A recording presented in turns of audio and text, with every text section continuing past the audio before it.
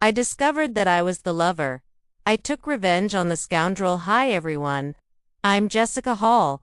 I'm 28 years old, and I live in Austin, Texas. I work as a freelance photographer.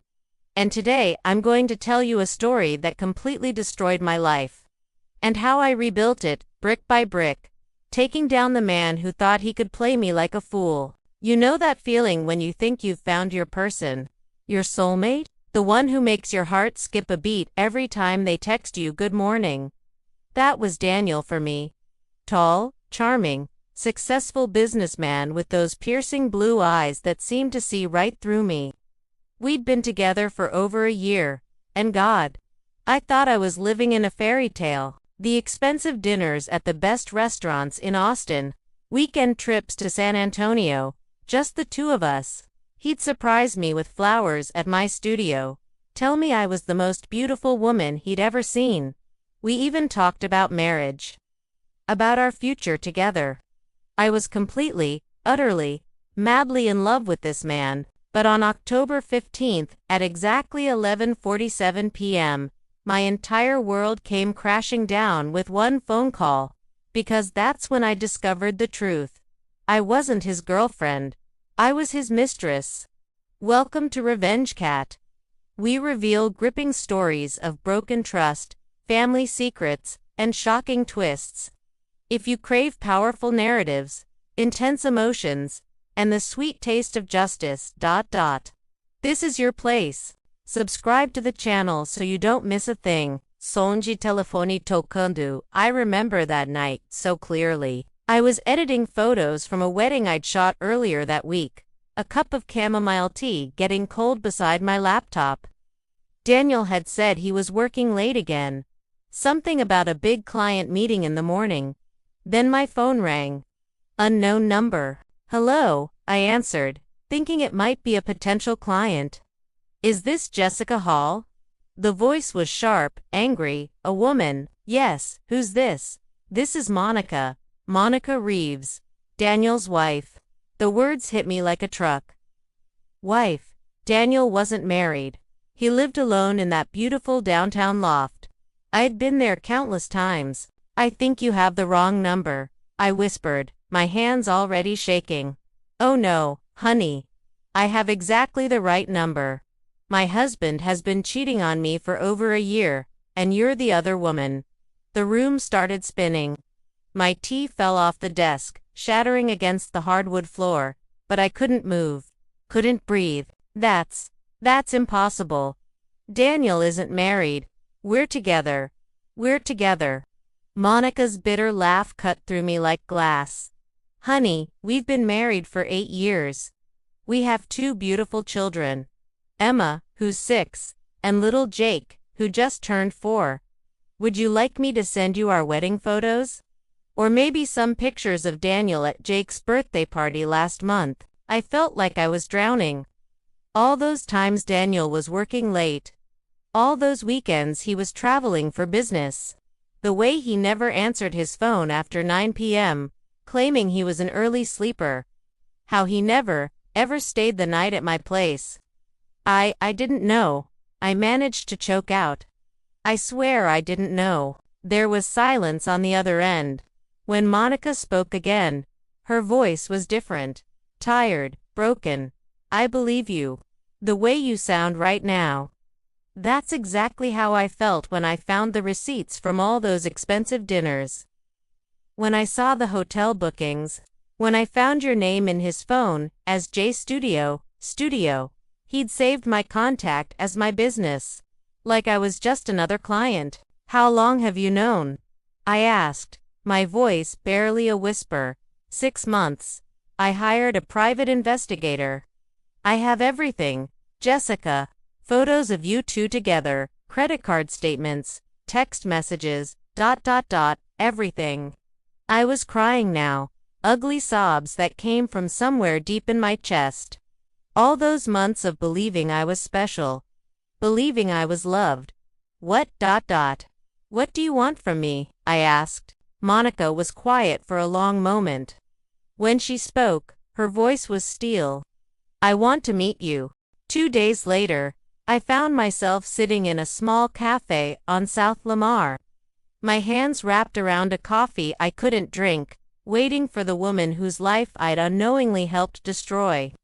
Monica walked in at exactly 2 p.m., and I knew it was her immediately. She was beautiful. Long blonde hair, kind eyes that looked exhausted. Wearing a simple blue dress that probably cost more than my rent, she looked like the type of woman who should be married to a successful businessman. Not like me, with my vintage jeans and photography equipment always slung over my shoulder. She sat across from me without saying a word, studying my face. "You really didn't know," she said finally. It wasn't a question. I shook my head, unable to speak. "Good, because what I'm about to propose requires us to trust each other." She reached into her purse and pulled out a thick folder. Inside were photos. Daniel and me at restaurants. Daniel and me walking hand in hand through Zilker Park. Daniel kissing me goodbye outside my studio. But mixed in were other photos. Daniel with Monica and 2 beautiful children. Daniel at soccer games, birthday parties, family barbecues. 2 completely different lives. And he'd been living both of them. "This is my family," Monica said quietly, pointing to a photo of Daniel pushing a little boy on a swing, while a girl with pigtails laughed nearby. "This is what he comes home to after he's done playing house with you." The words should have hurt, but they didn't. Not anymore, because looking at those photos, I realized something important. I'd never been in love with Daniel. I'd been in love with a lie. "What do you want to do?" I asked. Monica's eyes hardened. "I want to destroy him." Over the next 3 weeks, Monica and I met 5 more times. It was surreal, bonding with the wife of the man I thought I loved, but that's exactly what happened. I learned that Daniel's pattern went back years. I wasn't his first affair, just his longest. Monica had stayed for the children, for the life they'd built, hoping he would change. But finding out about me, about how serious our relationship had become, that was her breaking point. "He bought you a necklace for your birthday," she said during our 3rd meeting. "The same one he bought me for our anniversary 2 years ago." The sapphire pendant I was wearing suddenly felt heavy around my neck. "Monica, I'm so sorry," I whispered. "Don't apologize to me," she said firmly. "We're both victims here. But we don't have to stay victims." She was right. For weeks after that phone call, I'd felt like my world had ended. But sitting there with Monica, I realized it hadn't ended. It had just reset. And now I had a choice about what to build in its place. "His company's annual gala is next month," Monica continued. "It's a huge event. All his business partners, potential investors, clients, everyone who matters to his career will be there." And Monica smiled for the first time since I'd met her. It wasn't a nice smile. "And you're going to be my +1. But before we could execute our plan, I had work to do." Monica had her evidence from the private investigator, but I had something she didn't. I had Daniel's trust. For the next 2 weeks, I played the perfect girlfriend. I smiled when he texted me good morning. I laughed at his jokes during our dinner dates. I even let him take me to that little bed and breakfast in Fredericksburg where he first told me he loved me. But now I was recording everything. "Jessica, you're the best thing that ever happened to me," Daniel whispered as we lay in bed that Saturday morning in Fredericksburg. "I can't imagine my life without you." My phone, hidden in my purse on the nightstand, captured every word. "Really?" I asked, running my fingers through his hair the way he liked. "Sometimes I feel like there's still so much I don't know about you." "Like what?" "Beautiful. I don't know. Your family, your past. You never talk about any of that." Daniel tensed slightly, but recovered quickly. "My family's complicated. My parents died when I was young, and I don't have any siblings. It's just painful to talk about, you know." Another lie, recorded for posterity. Monica had shown me photos of Daniel's very much alive parents at Jake's birthday party. But you want a family someday, right? I pressed. Kids. With you. Absolutely. He pulled me closer, and I had to fight every instinct not to pull away. I want everything with you, Jess. Marriage, kids, the whole package. You're my future. Click. Recorded. That night, as Daniel slept beside me, I stared at the ceiling and wondered how many other women he'd said those exact words to. How many other futures he'd promised while having no intention of delivering. 2 weeks of this. 2 weeks of pretending to be in love with a man who disgusted me, all while gathering the evidence we needed to destroy him. But it was working. By the time Monica and I met for our final planning session, I had hours of recordings, dozens of text messages, and a collection of gifts and receipts that painted a very clear picture of a man living a double life. You did good, Monica said, listening to one of the recordings through my headphones. This is more than enough. Good, I said, taking the headphones back. Because I don't think I can pretend much longer. Every time he touches me, I feel sick. Monica nodded. Just one more week. The gala is Saturday night. After that, we'll never have to see him again. Are you ready for this? I asked. Really ready? Because once we do this, there's no going back. Your marriage will be over. Monica was quiet for a long moment, staring out the coffee shop window at the Austin skyline. Jessica, my marriage has been over for years. I just didn't want to admit it, but you know what finally made me realize it? What? You. She looked back at me, and her eyes were clear, seeing how he treated you, how he lied to you with the same lies he's been telling me, ... It made me realize that staying wasn't protecting my children. It was teaching them that this is what love looks like. That lying and cheating and betrayal are normal.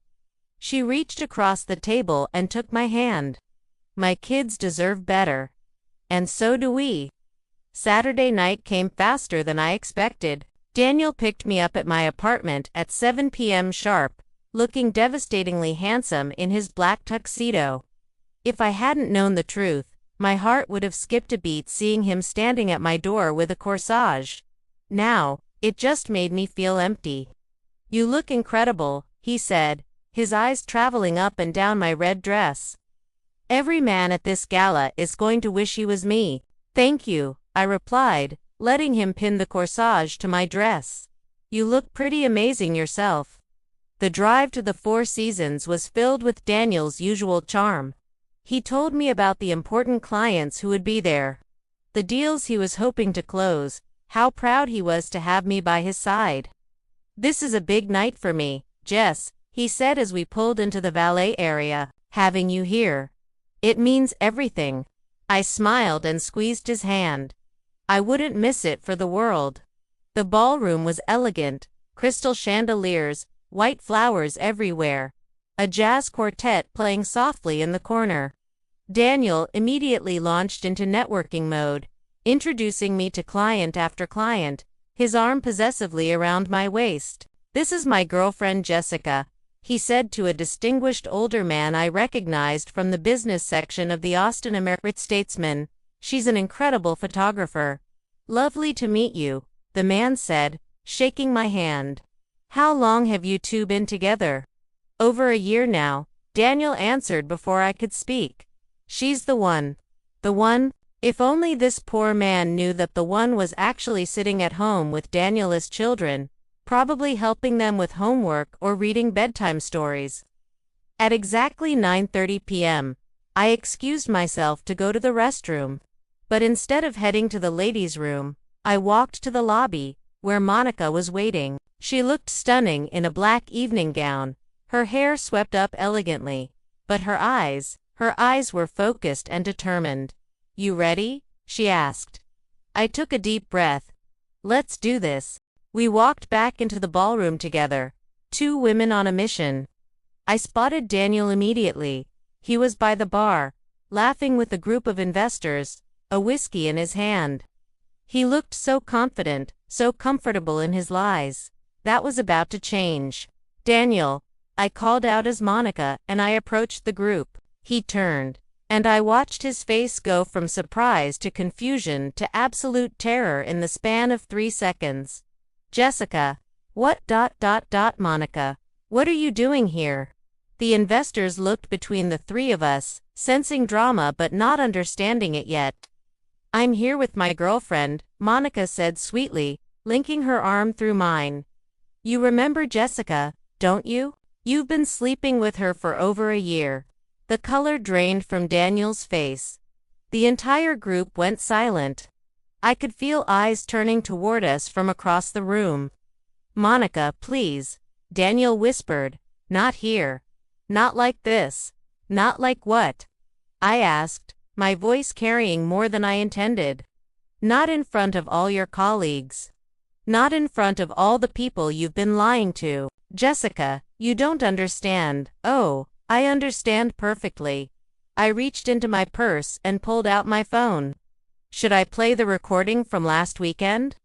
The one where you told me you wanted to marry me and have children with me? Or would you prefer the text message from Thursday where you said I was the love of your life? More people were staring now. The jazz quartet had stopped playing. Even the servers had paused to watch the drama unfolding. You see, Monica said, her voice clear and strong. My husband here is quite the actor. He's been living 2 lives for over a year now. Telling Jessica that he loves her, wants to marry her, wants to build a future with her. All while coming home to me and our 2 children every night. Children. One of the investors, an older woman, stepped closer. Daniel, you told us you weren't married. That's right, Monica continued. He told Jessica the same thing. Told her his family was dead. Told her he lived alone. Meanwhile, he was coaching our 6-year-old soccer team and teaching our 4-year-old how to ride a bike. Daniel was desperately looking around the room, probably searching for an exit. But we had chosen our moment well. He was surrounded by the people whose respect and business relationships he needed most. Monica, please, he tried again. We can work this out. We can work what out? I interrupted. The fact that you've been lying to both of us for over a year. The fact that you made me believe I was the woman you wanted to spend your life with while you already had a family. I pulled out the sapphire necklace he'd given me for my birthday and held it up for everyone to see. He gave me this for my birthday. Told me it was special, that he'd picked it out just for me. I looked at Monica. Should I tell them where you've seen this necklace before? Monica smiled sadly. He gave me the exact same one for our wedding anniversary 2 years ago. Same store, same necklace. I guess when you're living a double life, it's easier to just ... recycle the romantic gestures. The murmur of conversation around us was growing louder. People were pulling out their phones. Daniel's professional reputation was crumbling in real time. Daniel, the older woman investor said coldly, I think we need to discuss whether Caldwell Industries is really the type of company we want to partner with. Mrs. Patterson. Please, Daniel started, but she was already walking away. One by one, the other investors and clients began to disperse, shaking their heads and whispering among themselves. In less than 5 minutes, Daniel went from being the successful businessman everyone wanted to know to being the cheating husband everyone wanted to avoid.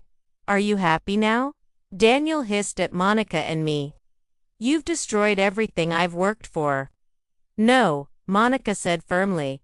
You destroyed it yourself. We just revealed the truth. And the truth, I added, is that you're a liar, a cheater, and a manipulator who doesn't deserve either one of us. But we weren't done. Not even close. As Daniel stood there, watching his professional life dissolve around him, Monica reached into her purse and pulled out a thick manila envelope. Oh, and Daniel, these are divorce papers. I'm filing on Monday morning.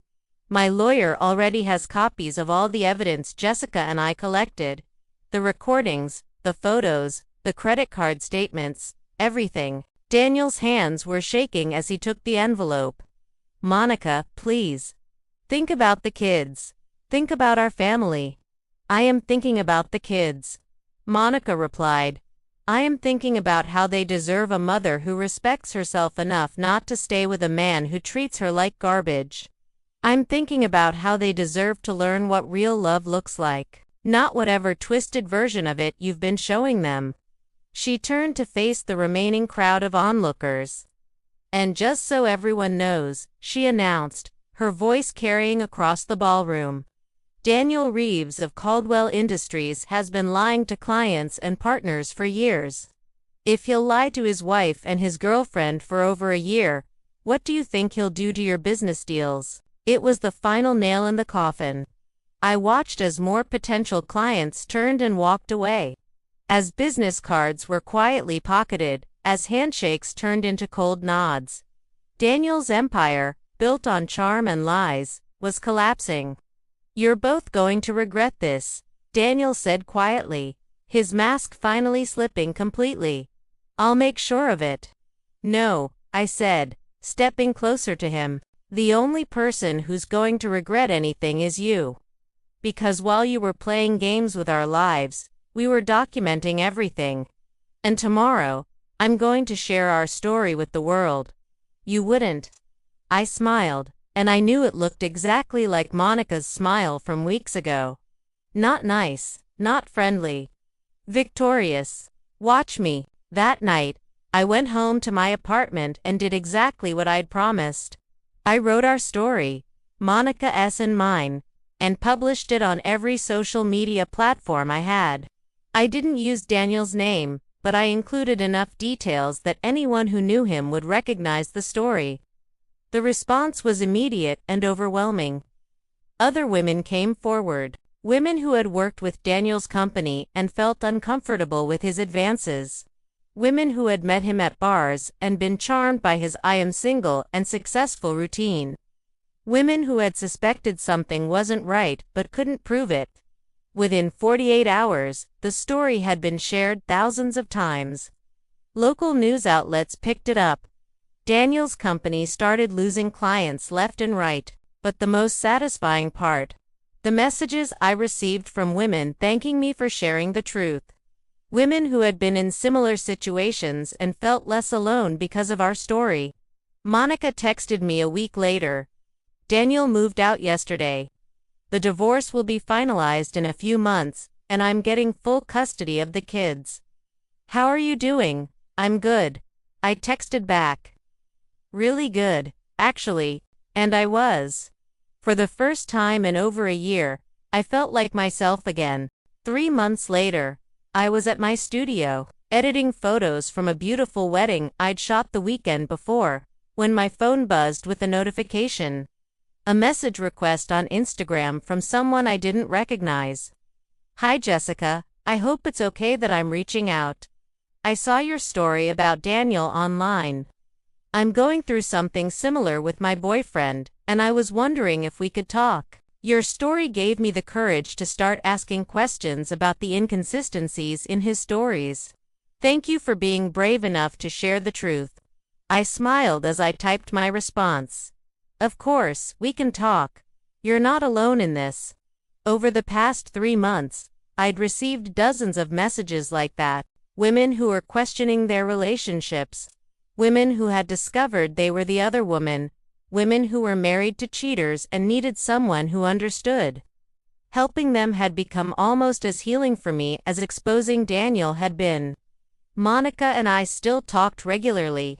She was thriving in her new life. She'd started her own interior design business and was dating a wonderful man who knew about her past and did care.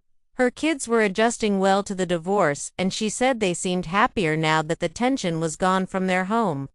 As for Daniel, last I heard, his business had folded completely. He'd moved to Dallas and was trying to rebuild his career, but his reputation had followed him. Turns out, when you lie to everyone in your life for years, people stop trusting you. Who would have thought? But honestly, I rarely thought about Daniel anymore. Because here's what I learned from this whole experience. I thought losing Daniel would destroy me. I thought discovering the truth about our relationship was the worst thing that could happen to me. I was wrong. The worst thing that could have happened to me would have been never discovering the truth. Never realizing that I deserved better. Never understanding that a love built on lies isn't love at all. When Monica first called me that night and shattered my world, I felt like I'd lost everything. But the truth is, I'd never had anything real to lose in the first place. What I thought was love was just a beautiful lie, and what I thought was a future was just a fantasy. Now, I have something real. I have my self-respect. I have genuine friendships with women who understand what I've been through. I have a business that's thriving. Because I am no longer distracted by a relationship that was going nowhere. And most importantly, I have the knowledge that I'm strong enough to handle the truth, no matter how painful it is. I'm strong enough to stand up for myself. I'm strong enough to help other women do the same. So if you're watching this and something about my story sounds familiar, if you're questioning inconsistencies in your relationship, if you feeling like something is unquite right, but you can't put your finger on what it is, trust your instincts. Ask the hard questions. Demand honest answers. And if you don't get them, if you get deflection and excuses and more lies, then you already have your answer. You deserve someone who chooses you every single day. Someone who is proud to call you their partner, not just when it's convenient. Someone whose love for you isn't a secret they have to hide. You deserve the truth, even when it hurts. Especially when it hurts. Because the truth is the only foundation you can build a real life on. And your real life, it's waiting for you on the other side of the lies. Trust me, I know. For more exciting videos, don't forget to subscribe to the channel, like, comment, and share. If you want powerful narratives, strong emotions, and the sweet taste of justice, this is your place.